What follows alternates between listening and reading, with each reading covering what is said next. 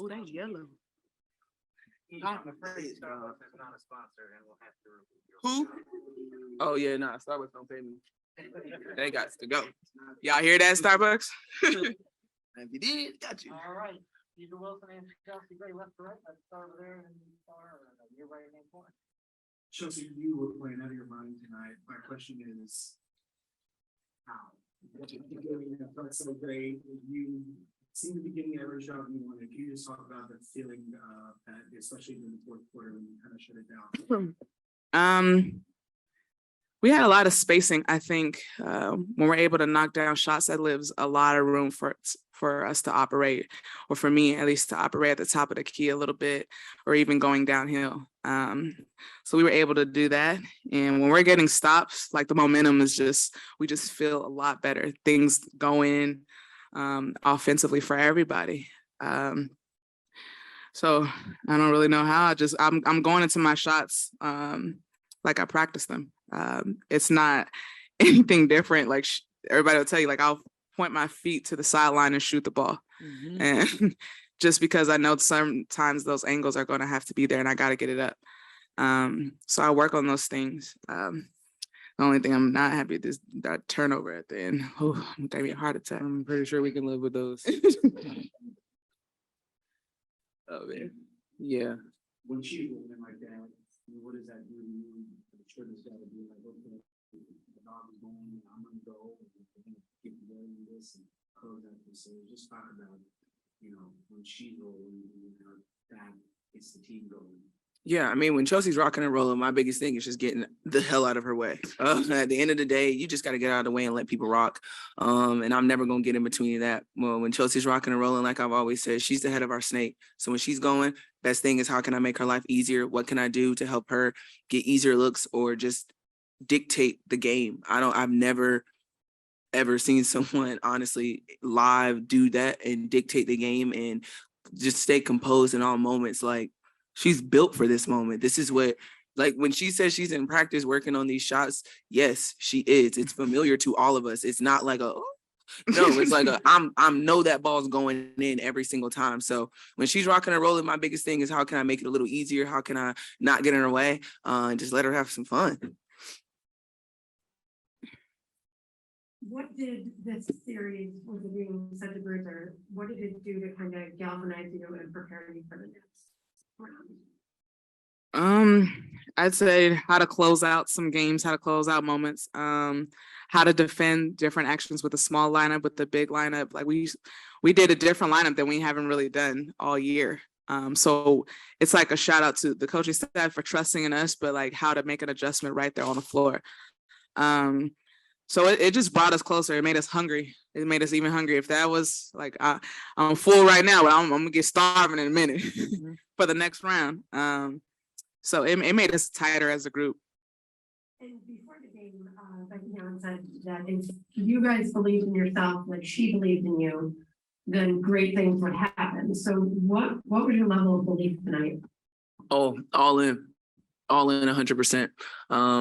And I think that's something that I found within myself after game one. You just got to dig deep.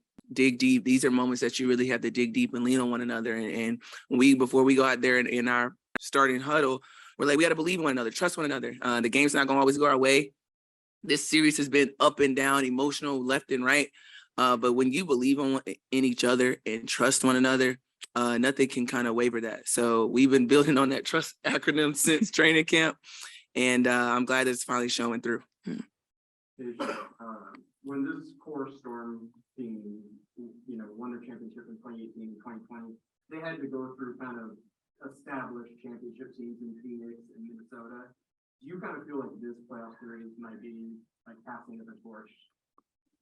I don't necessarily think that it's a passing of the torch, but I think you got to beat the best in order to be the best. And I think we're in our groove to where we're playing some really good teams. I mean, really good teams. To keep it a stack, if they didn't have COVID in the beginning, it's a 4 seed. Like, that's not a 4 seed out there. So we have to give credit where it's due. They gave us everything that they had. And respectfully, they put us in a situation where we had to lean on each other. So I don't think it's necessarily passing a torch. I think it's just a moment in our journey that we're starting to learn that we can establish ourselves in this league as one of the best teams. And it doesn't come easy at all. No team in this league is easy. You don't let off on anyone. It could be anybody's night. So I think it's just our time in a situation where we're growing and we're building and we're trusting one another. So I don't know if it's passing of the torch, but I do think that this is something that the Aces have been wanting to build for a long time. I think Becky used the term bittersweet, talking about the excitement of getting the finals, but then Sue's last game, very young, but that emotion for both of you. For sure. And not just Sue, January as well. Like, she's had a great career. She's won a championship. She's a champion. She's had a legendary, they both have. Sue's obviously been here her whole career. Like, she's been here her whole career and has won. She's been through ups and downs, and she's won on every level. And that's something you have to respect. That's a legendary player right there. And I know it's going to be a little bit of emotional for both of them. I'm just glad I was able to compete against them. Teammates who are in the Olympics. Yeah, like competing against, you want to compete against the best. And I was able to do that. Danny? Asia, you mentioned game one. I'm not sure if you did the math on this, but you sat for all but 4 minutes in this entire series. Dang.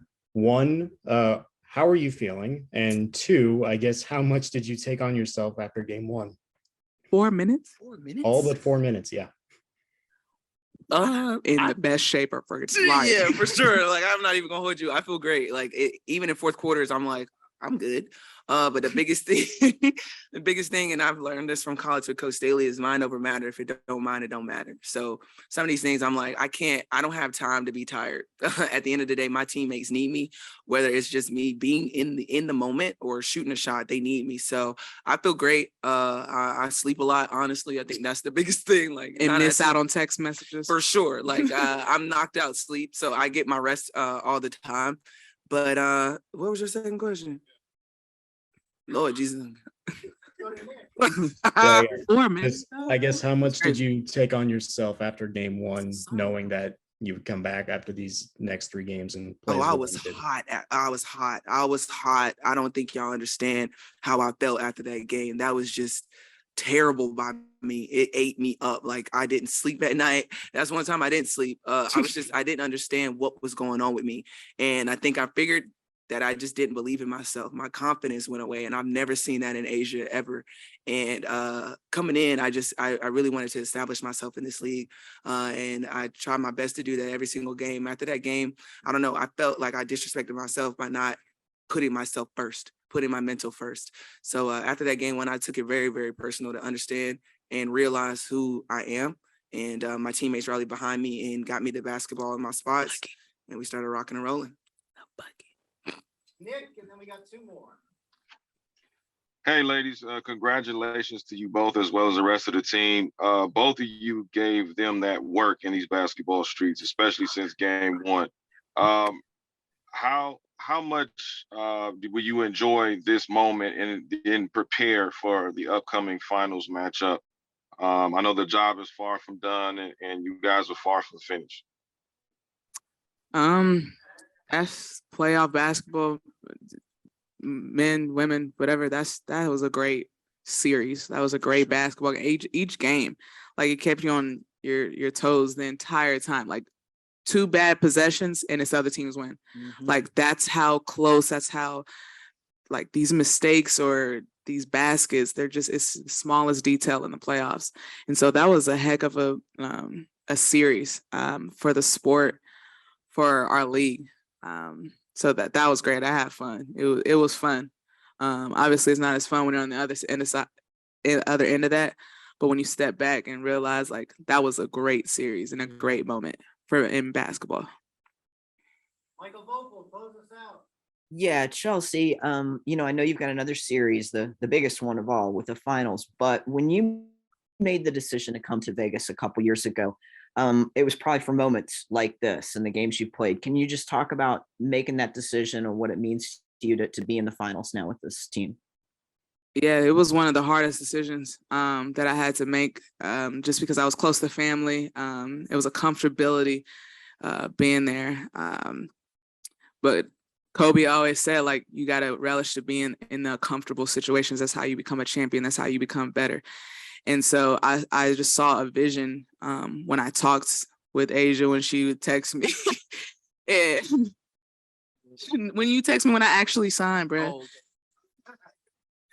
We were Just talking about kidding. USA basketball other Yeah.